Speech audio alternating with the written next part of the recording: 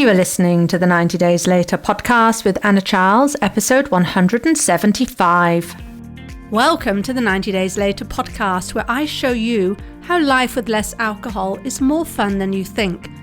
I work with high achievers who struggle to drink a glass of wine without it turning into 2 bottles. I'm the one they call when they want to take it or leave it. So if you want to change your relationship with alcohol that doesn't involve counting days sober, you're in the right place. Hello everybody, and welcome back to the podcast. Thank you again for all of you who have bought my book, The Off Switch. It's so fantastic. I am so grateful. And if you wouldn't mind, I would be even more grateful for a review. Yes, I'm not going to ask any more of you after this, but if you could put in a review, then that would be so helpful, because good reviews is what helps to spread the word about books, and so that I can really get this into the hands of people who could do with hearing this message, right? That there is a way to change your relationship with alcohol that supports, really who you are and what your values are. All right, so that is that. Now today, some of you may feel a little called out on today's episode. It is titled, When You Do Not Have Hangovers. Now, I want you to answer the question, do you have hangovers? Do you get hangovers? Now, a lot of people say yes. They do say yes, but I have also quite a fair number of people who say no, not really. In fact, this is really common when I do my initial discovery calls with clients. So before working with somebody, we have a quick discovery call where I'll kind of go through where you are and where you want to be, and then I will build for you the exact plan to get you there. And one of the things I hear a lot is that I don't really have hangovers, so that makes it really hard for me, this is what I'm told, to change. Right? And you might think, yeah, that's me. I mean, Anna, I really do not have hangovers, because you might be thinking, well, I don't wake up kind of unable to talk, right, and to go about my day. I don't have to call in sick to work. I mean, I don't spend, my Sundays, if I overdo it on Saturday, I don't spend my Sundays curled up in bed with a splitting hangover. So logically, you may assume, well, I don't get hangovers, right? That is not me. But this is where it gets fun. What if I told you that you do have hangovers? You actually do. You just don't see them. You see, we tend to think of a hangover as this huge, dramatic thing, right? Like they show in the movies. Head pounding, stomach flipping, totally out of commission for the day, right? But many people who drink regularly, even if it's really a fairly moderate amount, but it's still too much that you think, right? So if you're drinking 2 to 3 glasses of wine a day, you may not notice it. A hangover isn't an event, tends to not be an event. It actually tends to be a state of being. It's like background noise. Right? This is how it can show up. It can be so constant you do not even realize it's there. It's like if you've been on a plane, you that kind of white noise, and there really is a point at which you can kind of tune out to it. It's always there, but you don't hear it anymore. It can be like that with hangovers. You wake up a little groggy. You're a little slow to get started, but you shake it off. Right? Maybe you attribute it, if you're on this older scale, so I can very much relate to this. Maybe this is just part of getting older. I'm not 22. I'm not a spring chicken anymore. Right? I'm just slowing down. So maybe you grab some coffee. You power through your morning. You get on with your day. You show up, right? People rely on you. You're responsible. And because this is just what mornings feel like for you, after a while, you assume it's normal. But what if it's not? What if that sluggishness, that mental fog, however slight, that kind of low-grade anxiety is actually just a mild, ongoing hangover, one that's been there for so long you've stopped questioning it. You've stopped noticing it. You've stopped remarking on it. Today, we're going to redefine, therefore, what a hangover really is, And by the end of this episode, you might just see things differently. All right, so let's start with the traditional definition of a hangover. All right, you drink too much, you wake up the next morning, you feel like absolute rubbish. What's actually happening in your body? And you know what? I don't often on the podcast really sort of talk about all of this stuff, how bad, alcohol makes us feel and so on. I just don't think it helps making a change. But I think here it's important that we understand what actually is happening when we're in a hangover condition. Well, first there's dehydration. Alcohol is a diuretic, right? Which means that your body flushes out more water than usual. This is why you wake up feeling like the Sahara Desert. This is why in the middle of the night, you might wake up feeling really thirsty and then you have to drink a load of water and then you wake up again because you've got to go to the loo, which is go to the bathroom for my American friends. And then you go back to sleep and then you have all this disturbed sleep, right? Because we're drinking and then there's too much water and we get rid of the water. That's the first thing. The second thing, your nervous system is overstimulated. Alcohol disrupts the delicate balance of neurotransmitters in your brain, which is why you feel anxious or jittery the next day. Another feature of a hangover is that your sleep will be terrible. Even if you got 8 hours, it wasn't restful because alcohol messes with your REM sleep, which is why you wake up so exhausted. And if you want to dig into alcohol and sleep in more detail, check out my podcast episode 134, where I had the pleasure of talking with the fabulous Renee Roberts, who's an absolute expert on sleep. And that episode is called Sleep Best Practices. So it's episode 134. Right, another reason why, another sort of feature of a hangover is that your lovely liver is working overtime. It's trying to process all the alcohol. That takes time. And while it's doing that, guess what? Other bodily functions, important bodily functions, like stabilizing blood sugar, like all of this sort of like I like to think of it as like the house cleaning that goes on each night. That all takes a back seat and gets delayed, right? So that's why we end up waking up not feeling on top shape.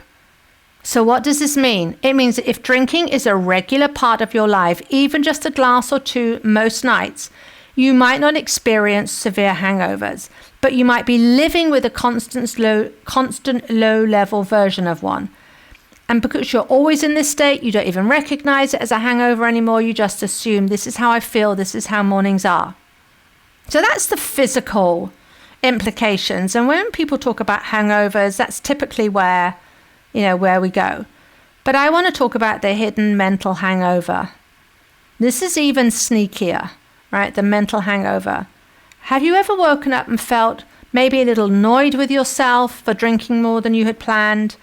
A vague sense of regret, even if nothing bad happened, maybe lots of remorse at what you did the night before. Or even if it's just a fleeting thought like, oh, why did I do that again? I need to be better at this. This, my friends, all falls into the category of a mental hangover.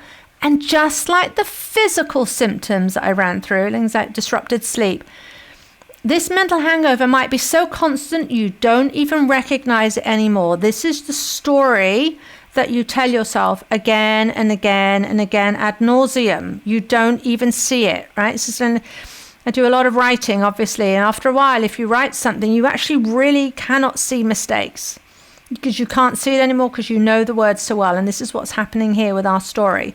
I want you to think about it. If you regularly wake up with even a tiny bit of regret or self-judgment or exhaustion that you attribute to something else, for instance, I just didn't sleep well, then you might be living with an ongoing mental hangover that you've just accepted as part of life. Right? So we end up doing the same thing with the mental hangover as we do with the physical symptoms. We just accept it. It's just how it is. This is how my life is. I'm at this age. This is what it's like for me. But what happens when we start paying attention to that? What happens when we realize that our drinking habits are what is adding a layer of emotional friction to our mornings? It's our drinking that's actually making things harder than they need to be. Right? So here's what happens to a lot of people. We kind of get into this guilt and shame really fairly toxic cocktail of emotions. Here's what happens to a lot of people. They wake up, they feel bad about their drinking, and they tell themselves, I need to have more self-control. In fact, my clients, who are brilliant people in every area of their life, I hear this all the time, every area of their life apart from drinking, they will add to that, well, I should be able to do this. I'm able to have this level of control in other parts of my life, right? I need more self-control. And then what they'll do is they'll try to use guilt as motivation. They'll think, if I just feel badly enough about this, and I really feel bad about it, I'll change. This is where people often say, look, maybe it hasn't got bad enough. I haven't hit any kind of rock bottom. I had no rock bottom. You don't need a rock bottom. Right? But let me tell you something. I have learned from both personal experience and coaching others. Shame does not create change. You cannot shame yourself to change. Even if it does work temporarily, I'm going to feel badly enough about this, I'm going to force myself to do it. That just won't last because it feels so hard and it feels so awful. Right? Your brain doesn't magically rewire itself because you call yourself an idiot for drinking too much last night. Right? If anything, that guilt just makes you want to escape more. And what is the easiest, most accessible way to escape at the end of the day? Yeah, another drink, right? We do the exact thing that we're trying not to do. This is why so many people get stuck in the cycle. They feel bad, they drink to feel better, they feel bad again, and they repeat it. And by the way, how we feel, that any other negative emotions we might have there, I'm feeling bad because, I had a rough day at work and maybe I've upset a friend. That's one kind of feeling bad, but then we also feel bad that we've actually we're in a drinking habit as well, which makes us feel doubly bad. But here is the truth. If you want to make real changes, you don't need more shame. You need more curiosity, which means asking questions.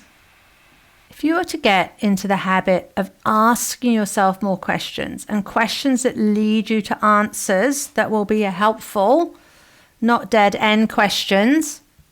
And if you want to know what a dead-end question is, listen to episode 59. Oh my goodness, I've all these podcast references this time. So episode 59 of this 90 Days Later podcast on dead-end questions. Anyway, yes, so to get out of shame, the shame cycle, we want to ask questions. So instead of asking something like, why am I so weak?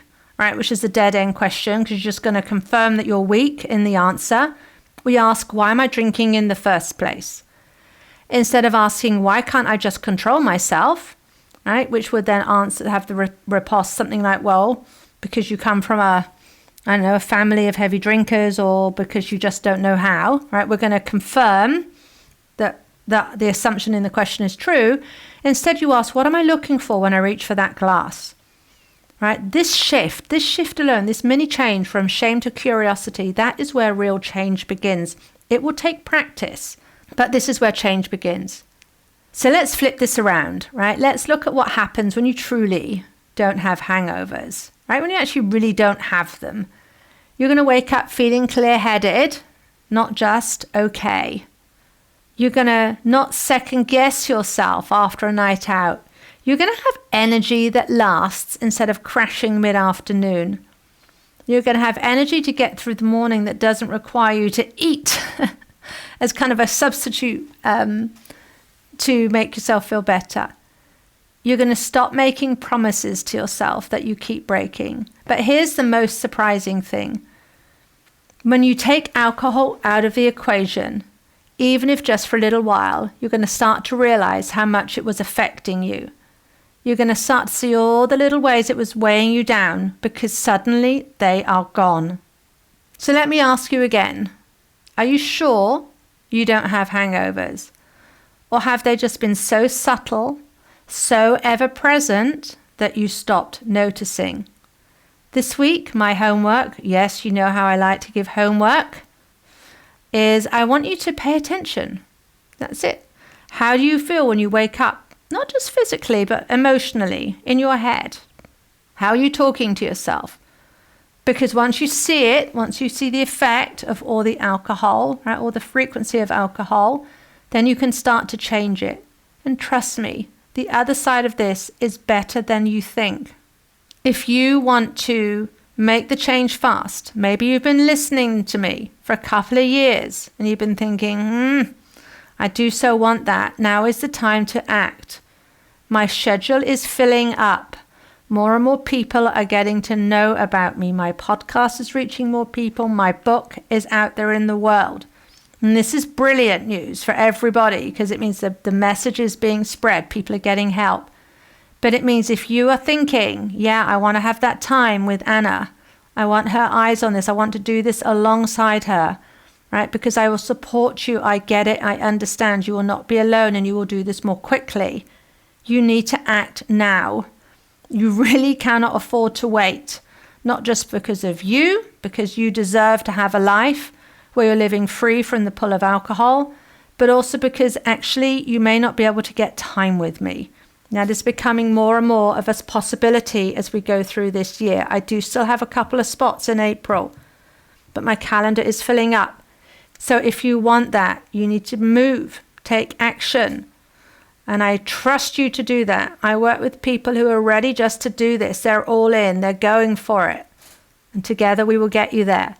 If you want that for yourself, if you want that different life, go to 90dayslater.co and click on the book a call. Get time on my calendar. I'll talk you through what it's going to take. And then we can start. And I tell you this. The magical thing happens the moment you decide you're going to go for this, you're going to coach with me, you're going to support yourself, you're going to actually say yes to yourself. That's when things already start shifting. It is so much fun. All right, so that is it for this week's podcast. I do hope to hear from you. Get yourself on my calendar. Go on, do it. You know you want it. You do deserve it. And other than that, I will see you next week. If you like what you're learning in the podcast and you want to take the work further and achieve total freedom around alcohol, let's talk. I help my clients stop reaching for that first 6 p.m. rolls around. Email me for more information on anna@90dayslater.co. And if you did enjoy the show, I'd really appreciate if you'd leave a rating and review to help others find the 90 Days Later podcast.